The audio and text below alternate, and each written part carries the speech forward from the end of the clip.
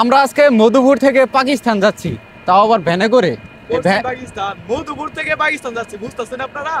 আমরা যাইতেছি আর আপনাদেরকে সেই পাকিস্তানটা সম্পূর্ণ আজকে দেখাবো। এই জায়গাটা হচ্ছে গোপতের একটু পরেই, এইটাকে পাকিস্তান বলে। আর এইটাকে পাকিস্তান কেন বলে, এই জায়গায় স্থানীয় লোক যারা আছে তাদের কাছে শুনবো। আর আমার সাথে এখানে কিন্তু মধুপুরের ভাই বেড়াদার সব আসছে। এই যে মেহিদি ভাই, মধুপুরের মধু, এই যে ভাই আসছে। তারপর ওই যে দেখতে পাচ্ছেন, ওই যে আমাদের 64 জেলার মাহফুজ ভাইও আসছে। কয় টাকা ভাড়া লাগলো পাকিস্তান আসতে ভাড়া লাগছে কত? 5 টাকা সম্ভবত। 5 টাকার বিনিময়ে আমরা পাকিস্তান চলে আসছি। পাকিস্তান চলে আসছে। পারবেন না। হ্যাঁ হ্যাঁ, তো চলেন দেখি পাকিস্তানের ভিতরে কি কি আছে। এখানে আমরা এক চাচাকে দেখতে পাচ্ছি, উনি এখানে পান সুপারি এগুলা বিক্রি করতেছে। তো আমরা একটু তার সাথে কথা বলি। চাচা, আসসালামু আলাইকুম।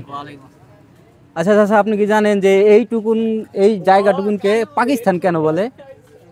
এটা আগে হলো নাম দিছে তো হাট হইছে এখানে। আচ্ছা, পাকিস্তানের হাট হইছে। পাকিস্তানের হাট। আচ্ছা, তো এখন তো আর হাট বসে না। না, এখন হাট বসে। এখন এই টুকটাক বাজার টাজার এদিকে আছে। সামান্য টুকটাক বাজার। তো এখন বর্তমানে এই জায়গার নাম কি বলে? এখনো পাকিস্তান।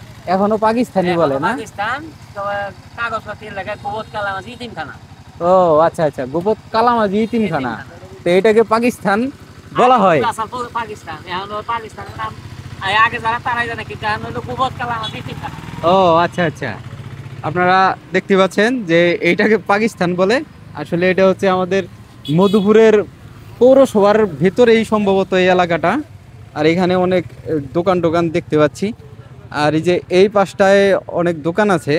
এখানে ওই যে আরেক চাচা দেখতে পাচ্ছি, ওইখানে উনি পান টান বিক্রি করতেছে, সম্ভবত চা বিক্রি করে। ওনার কাছে একটু জানার চেষ্টা করব যে এইটুকুনের জায়গার নাম আসলে পাকিস্তান কেন। চাচা, আসসালামু আলাইকুম। ওয়ালাইকুম সালাম।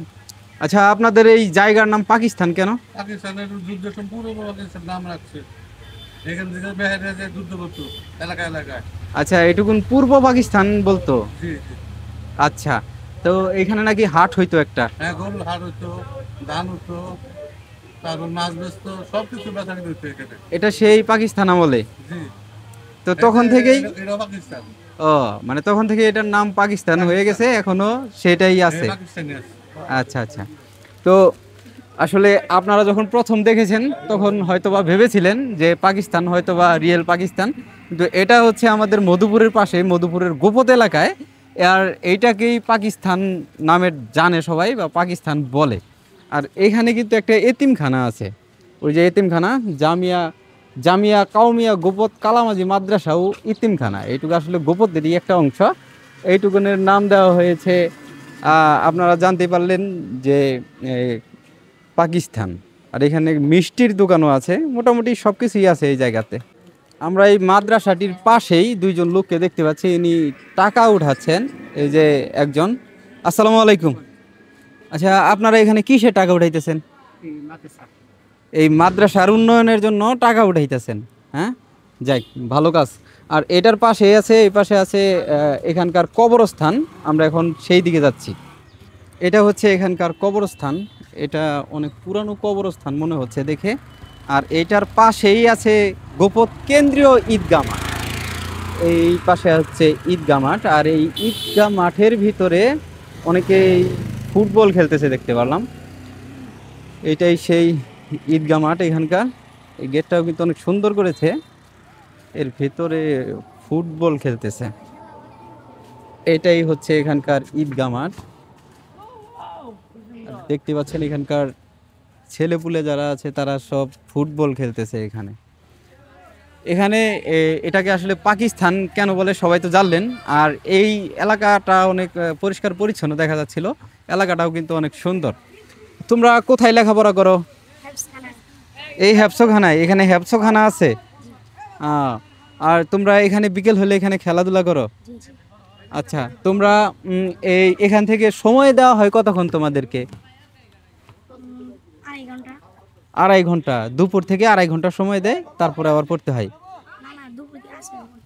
ও, আসরের পর থেকে 2.5 ঘন্টা সময় দেয়, তার মানে মাগরিবের পর থেকে আবার ভিতরে থাকতে হয় না? তো এখন এখানে এই যে মাদ্রাসার যে ছাত্রদেরকে দেখতে পাচ্ছেন, এরা হচ্ছে এই যে এতিমখানাটা দেখতে পারলেন, সেখানে ওরা পড়ালেখা করে। তো এই ছিল আমাদের মধুপুরের পাশেই যে পাকিস্তান সেইটার ভিডিও। আশা করছি সবাই এই এলাকাটাই দেখে অনেক মজা পেয়েছেন। আর এই এলাকাটি আমি আমার ভিডিওতে তুলে ধরলাম। আমি এই দিকে আসছিলাম, আমরা সবাই ঘুরতে আসছিলাম। এই যে শাকিল ভাই কিন্তু তখন পিছনে পড়ে গেছিল, আপনারা দেখেন নাই। শাকিল ভাই হচ্ছে আমাদের দাদুর একটা স্টুডিও আছে মধুপুরে, সেটা অনেকেরই জানা, এতদিনে আপনারা সবাই জেনে গেছেন। আর শাকিল ভাইয়ের স্টুডিওতে কিন্তু অনেক ভালো ভালো গান রেকর্ডিং করা হয়। কোনো একদিন শাকিল ভাইয়ের স্টুডিওর পুরো ভিডিওটি আমি আপনাদেরকে দেখাবো। তো ভালো থাকবেন সবাই। আর এই যে দাদু কি কিছু বলবেন? মধুপুরের মধু দাদু না। কিছু বলার নাই, আমি কিন্তু এখন পাকিস্তানে আছি ভাই, ঠিক আছে? কোনো ভিসা নাই, কোনো পাসপোর্ট নাই, ও এমনিতে 5 টাকার বিনিময়ে হচ্ছে কি পাকিস্তান চলে আসছে। তো যাই হোক, ভালো থাকবেন সবাই। আর আপনারা যারা ভিডিও দেখবেন তারা লাইক কমেন্ট শেয়ার করবেন। ভালো থাকবেন সবাই, আল্লাহ হাফেজ।